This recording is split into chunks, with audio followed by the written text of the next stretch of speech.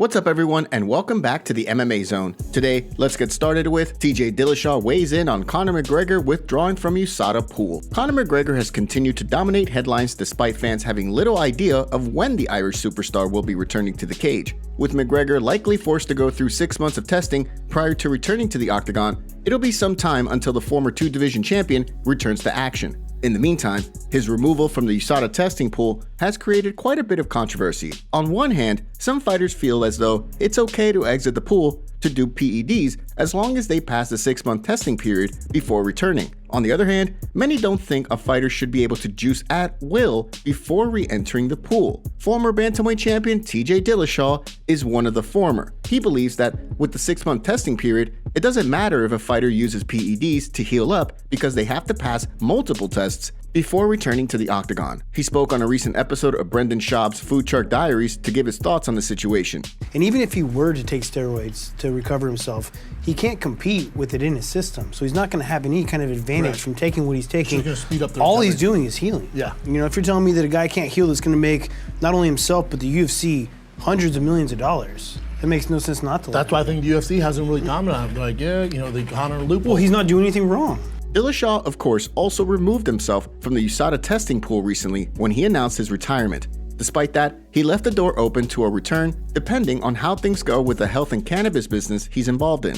At the same time, however, many have speculated that he could have simply retired to remove himself from the USADA pool given the shoulder surgery he recently underwent following his fight with Aljamain Sterling. Gilbert Burns says someone is lying in regards to Masvidal fight offer. Gilbert Burns and Jorge Masvidal have been involved in quite the lengthy back and forth through the media recently. For a while, it sounded as though the two men were destined to fight, but as Masvidal recently explained, external factors were preventing him from making his return. Despite Burns being adamant that Masvidal was turning down fight offers, the BMF recently asked Hunter Campbell to clarify the situation in a video posted to his social media. At the time, Masvidal called for a fight with Burns on the rumored Leon Edwards-Kamaru Usman trilogy card. However, with the UFC 283 Rio de Janeiro card rapidly approaching, Burns was booked to fight Neil Magny for the event in his home country of Brazil.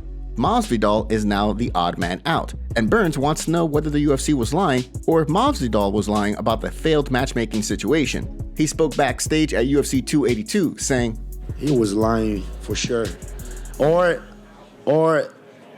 Hunter and the UFC were lying. Like, I don't believe they were, but they offered me George. You want to fight George?" That was the question. You want to fight Jorge Masvidal, MSG? You guys know what I'm saying. I say for sure. And then after that, they say, "Oh, he's not ready. We can make that in December 10th. I say, yes.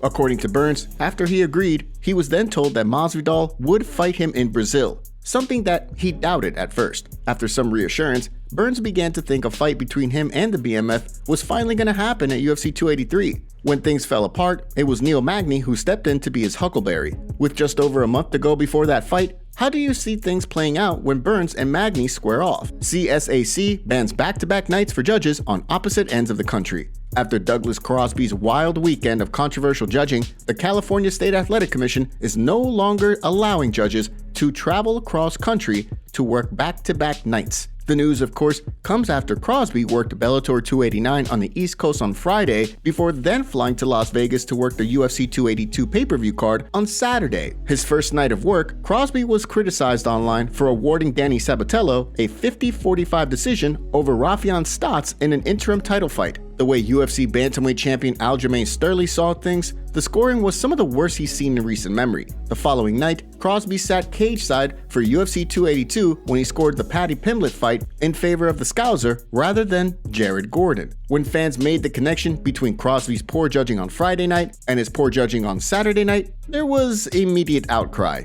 ABC President Mike Mazzulli even went so far as to arrange a review of the fight and subsequent scorecards with the three judges. Now, the California State Athletic Commission has made it so that if a judge is working an event in the state on one day, they cannot travel further than Nevada to work an event the following day. A statement from the CSAC Executive Officer, Andy Foster, in part, reads, "While the commission understands that, as officials, you may also work in other states, it is imperative that you be at your best for those assignments and keep in mind the travel distance between locations when accepting the consecutive assignments. If you work in California on a Friday, the commission finds it acceptable for you to work as far as Nevada on Saturday or vice versa. According to the statement, the commission also reserves the right to remove any judge from a card in California if they agree to work an event any further than the state of Nevada the night before or after. Do you think this will have any impact on judging? Give us your thoughts in the comments below. Chael Sonnen sued by Four Seasons worker for assault and battery. Former 3-time title challenger Chael Sonnen has landed himself in headlines once again after a situation last December allegedly saw Sonnen and an unnamed individual strike a man in the face. The Four Seasons Las Vegas worker filed a civil lawsuit against the pair in Clark County, Nevada for assault and battery. In addition to that, he's also suing Four Seasons for negligence. So far, no word yet on how much the man is seeking. However, Sonnen has also been making court appearances for a criminal case stemming from the same incident. In regards to the criminal case, Sonnen is facing 4 counts of misdemeanor battery. At the same time, 2 other victims also previously filed a civil suit against the outspoken fighter. The couple alleged that Sonnen punched both of them in addition to choking the man. It's also alleged that Sonnen fought several guards in the altercation who arrived to help subdue him. Although Sonnen was initially facing a felony battery by strangulation charge, that was dropped after a report emerged that the injuries sustained by the man weren't excessive enough that they warranted a felony charge. As a result of the situation, Sonnen has been suspended from his ESPN commentating duties, something that will likely continue for as long as the situation drags out. So far, Sonnen has yet to publicly comment on the situation. Stay tuned for updates as they become available. And now for our breaking news story of the day. When Justin Gaethje and Cejudo. Yep, that's the one I was going to go That was there. the one you were invited to? Yeah. That's interesting, because they're kind of facing a little backlash. I've about heard. that. So, because the reason we never really ended up going is because we were saying, like, who is this for? Yeah. And we didn't really get an answer. So I'm like, that. It's a little sketchy. Emron, I'd listen to Emron's advice, and Emron was like, hey, I don't have a good feeling about this. Let's not move forward with that. So, obviously, Henry's gonna take the money. He's literally probably made $1 million in his whole career fighting, so he's probably broke. Needs to get to Russia. But yeah, I heard that they went over to like Chechnya, yeah. and the guy is like a murderer, basically the top dog. Yeah, I think he's like best friends with Putin. Yeah, who's like not a good person, and that's who they went there to his kid's birthday party. And that's where I got invited to go. And yeah, I've heard they're getting some backlash for going. But dude, they probably didn't do their research either, though. Honestly, when you're broke, and someone offers you $150,000. I bet Henry jumped all over that. He probably said, "I'll do it for $100,000 in a quesadilla." Before we continue, make sure you give that like button some love, and be sure to subscribe to the MMA Zone for all of the latest news. TJ Dillashaw opens up on retirement after shoulder surgery. TJ Dillashaw has been an absolute roller coaster ride the past few years. With shoulder surgery now behind him and a life outside of the octagon on the horizon, many have remained adamant that his retirement will be short-lived. Dillashaw fired back at the naysayers on Brendan Schaub's Food Truck Diaries, explaining that he's content with his decision to walk away from the octagon. With 3 shoulder surgeries in 3 years, Dillashaw's doctor was forced to have a pretty tough conversation with him that made the former champion think about being able to remain active for his son. The retirement is bittersweet, given that this last fight was a lopsided loss. When he's healthy, the former champion is still confident that he's one of the best fighters in the division. Despite that, his recent string of injuries has made it so that he was forced to prepare for the worst going into his fight with Sterling. Specifically, he went to his doctor before the fight and asked him to put together a video for his team of how they can best put his shoulder back in the socket. After suffering 2 shoulder dislocations in the first 2 rounds, Dillashaw's trip to a doctor post-fight made the decision about his future clear.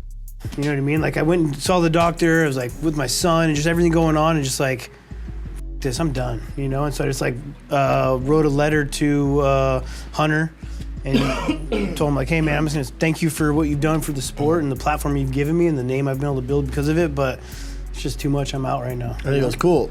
The right now is what fight fans have been hanging on to. With Dillashaw facing a lengthy layoff following surgery, many believe he has little to lose by removing himself from the testing pool. Although the Conor McGregor rule has the MMA community split, bantamweight champion Aljamain Sterling recently explained that there's life after fighting, and if removing themselves from the testing pool is what it takes for a fighter to get as close as they can to 100%, then he understands. What do you make of this situation? Is Dillashaw done for good, or is he simply doing what needs to be done in order for him to heal up to 100%? Give us your thoughts in the comment section below. Today's video was packed with some juicy stories from the fight world. What are your thoughts about what's going on in MMA? Don't forget to smash the like button and subscribe to the MMA Zone to see more videos just like this. See you next time.